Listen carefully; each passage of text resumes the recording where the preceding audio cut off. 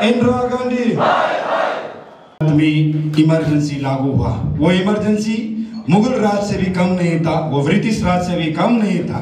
इसलिए आज हम सभी भारतीय जनता पार्टी अरुणाचल प्रदेश उस ध्यान दिया है, उनको आज हम श्रद्धांजलि और याद करते हुए और उस आपातकाल तानाशाही सरकार इंदिरा गांधी जी को हम लोग आज नकार कर रहे हैं।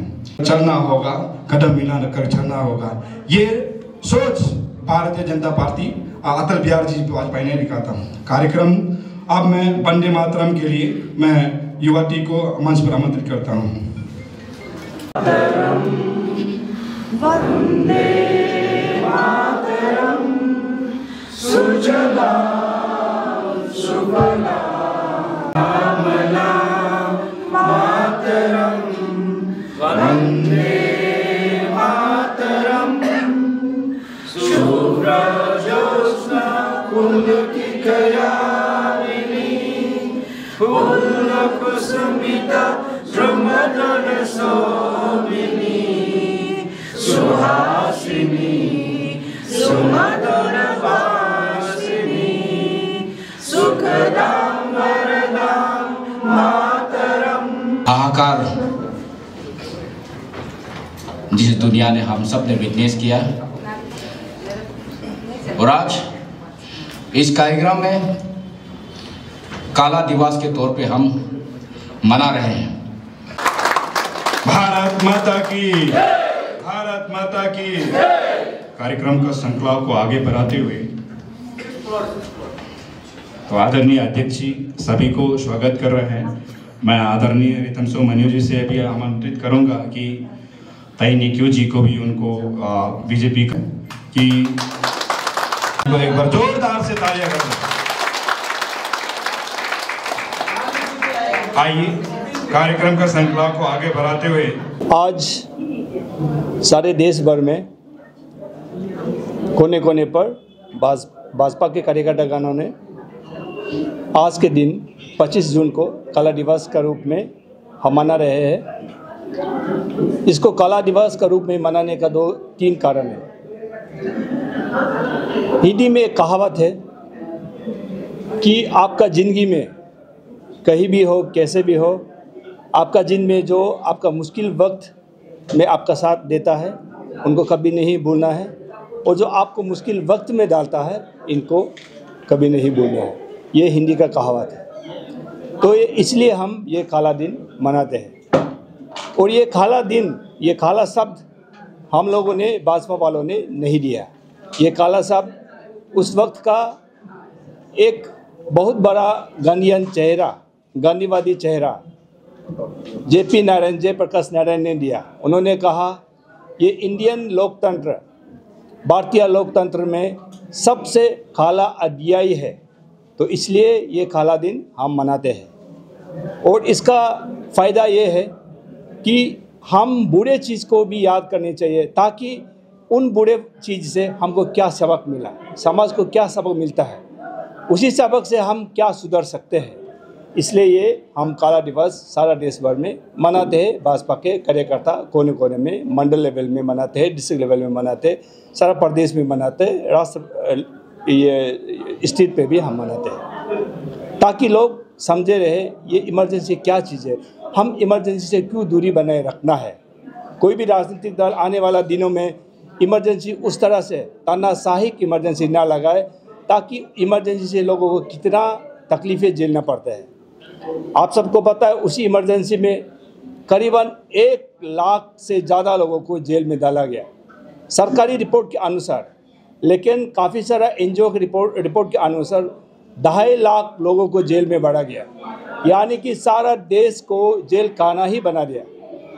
आप सबको पता है इसी इमरजेंसी के दौरान कितना लोगों को नसबंदी किया गया, स्टेरिलाइजेशन किया गया।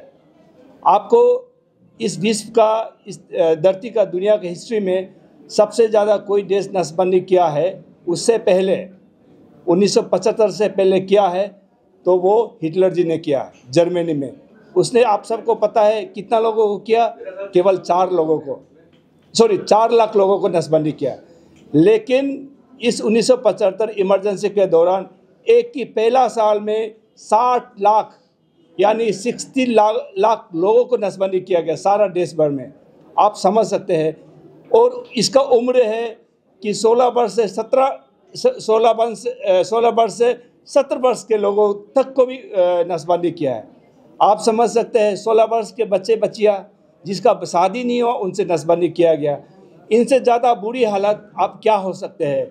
देश में हमारे जनता उस वक्त के जनता ने किस तरह जेले होंगे आप समझ सकते हैं। देश के एकमात्र गांधीवादी नेता, सबसे बड़ा गांधीवादी चेहरा जयप्रकाश नारायण को भी उन्होंने जेल में डाल दिया। सारा नेता अटल बिहारी वाजपेयी, LK आडवाणी, जॉर्ज फर्नांडिस, इस तरह के सभी नेताओं को, छत्र संगठनों का नेताओं को, उसके बाद सारा समाजवादी सामाजिक कार्यकर्ता सबको जेल में बंद कर दिया। आप ये सोच के यकीन नहीं कर पाएंगे जेल कम पड़ गए थे सारा देश भर में, जो उन्होंने अरेस्ट किया वो ज़्यादा पड़ गया था। एक उन्होंने काम करने के लिए छोड़ दिया, लेकिन देश का पूरे आतंकवाद लोग बाहर थे। केवल राजनीतिक नेता, समाज सेविका, समाज सेवक वो सब जेल के अंदर थे। वो था ये काला दिन का सच्चाई, वो काला अध्याय का सच्चाई। और इसके बाद ये केवल राजनीतिक दलों तक नहीं गया, हमारा ये जो समाज का जो बच्चे बच्चियाँ तक नहीं गए, ये फिल्म इंडस्ट्री में भी चला गया, क्रिएटिव वर्ल्ड में भी चले गए। क्रिएटिव वर्ल्ड में क्या किया उन्होंने, देव आनंद का पूरा गाना को दूरदर्शन में, रेडियो में चलाने के लिए बैन कर दिया। किशोर कुमार का पूरे गाने को बैन कर दिया, थिएटर में बंद कर दिया। मनोज कुमार का भी उस वक्त का मशहूर, ये जो मैं एक दो गिन रहा हूँ, उस वक्त का मशहूर अभिनेता अभिनेत्री थे, इन सब का गाना को देश में दूरदर्शन में चलाने के लिए, रेडियो में चलाने के लिए बैन कर दिया। वो था ये काला दौर। इसलिए हम कहते हैं ये काला दिन को हम सबको याद रखना है, ताकि हम और इस तरह से काला दिन आने का कोई सरकार जरूरत ना कर पाए। ये काला दिन हम इसलिए भी मनाते हैं क्योंकि वो उन 1.5 लाख 2.5 लाख लोगों को जिसको जेल रखा गया, उनके लिए, हम उनका परिवार के लिए एक सॉलिडरिटी एक्सप्रेशन है। और उसी काला दिन का वक्त, इमरजेंसी का वक्त क्या हुआ कि 2000 से ज़्यादा लोगों को नसबंदी करते वक्त मेडिकल फैसिलिटी ऐसा नहीं दिया गया, उनको जान गंवाना पड़ा। 2000 से ज़्यादा केवल नसबंदी का।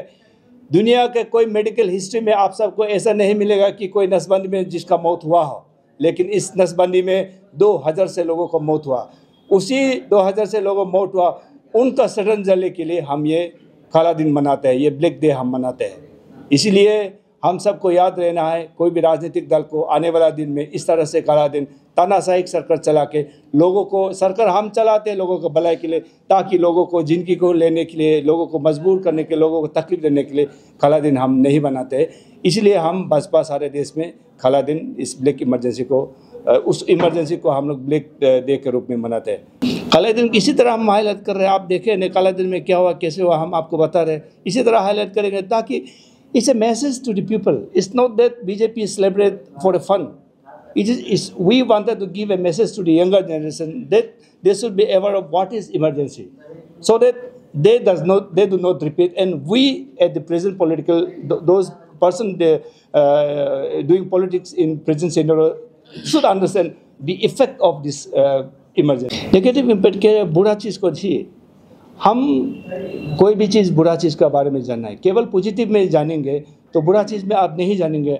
आप बुरा क्या चीज़ें पता नहीं चलेंगे, आप बुरा काम करते जाएंगे तो कैसे रहेंगे। हमको इस दुनिया में जीना है, अच्छा चीज़ को भी जानना है, उसको प्रोपागेट करो, बुरा चीज़ को भी जानो, उसको अलर्ट रखना है। आज जो सबसे बड़े ताज्जुब की बात तो ये है कि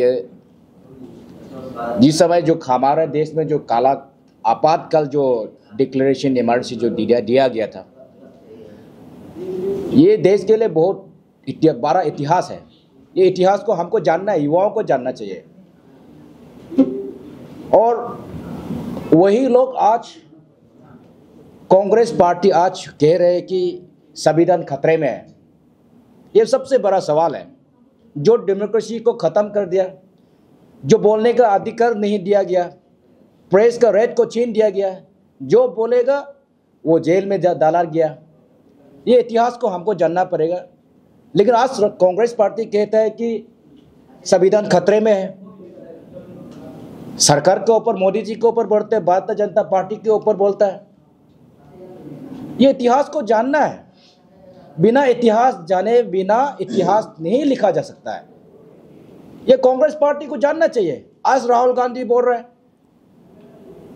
कि काला संविधान, हमारा देश में संविधान खतरा है। लेकिन कहाँ खतरा है? जिसके दादी माँ ने बिना पॉलिटिकल सिस्टम को, जुडिशरी सिस्टम को पूरा देश में बर्बाद करके इमरजेंसी लागू किया है। कितने लोगों को रेप हुआ, कितने लोगों को मारा गया, कितने लोगों को मर्डर किया, टॉर्चर किया गया है। वो आज काला दिवस है, वो इतिहास को जानना है। इसलिए हम सब आपका बीच में आज हम भारतीय जनता पार्टी अरुणाचल प्रदेश के कार्यकर्ता देश में पार्टी को छोड़ के भी इस काला दिवस को मना रहा है, जानने का प्रयास कर रहा है कि काला इतिहास क्या है। वो 1975 2 जून का इतिहास रात क्या बीता होगा। ये 2 साल, एक दिन की बात नहीं है, 2 साल क्या रहा होगा।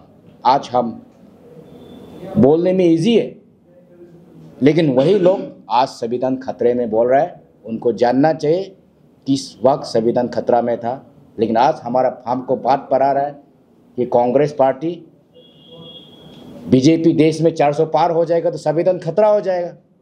ऐसे नैरेटिव्स बनाया गया। जब तक इस देश में नरेंद्र मोदी है, जब इस देश में भारतीय जनता पार्टी के कार्यकर्ता है, संविधान कभी खतरा नहीं होगा, डेमोक्रेसी कभी खतरा भी नहीं होगा, कभी मर्डर नहीं होगा। ये आप सबको स्पष्ट करने के लिए हम भारतीय जनता पार्टी आज हमारा बीच में दादा निगलर जी आप सबको बताया है इस इतिहास के बारे में। तो इस बात को रखना था।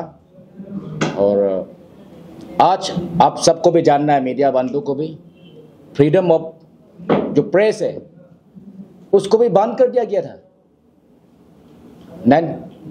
इमरजेंसी में जो आप सरकार के खिलाफ जो भी आपको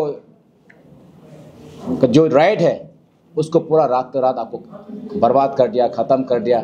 जो आप सरकार के खिलाफ लिखेंगे, सरकार के खिलाफ बोलेंगे, वो आपको जेल में जाना है। ऐसे कितना बड़े बड़े प्रेस ऑथर्स को जेल में बंद कर दिया। 2 साल तक, एक दिन के नहीं, 2 साल 3 साल 2 साल तक बांध दिया। मीडिया बंदों को भी बंद करके मीडिया हाउस को टोटली डैमेज कर दिया, डिस्ट्रॉय कर दिया। ये सच्चाई को हम सबको जानना है।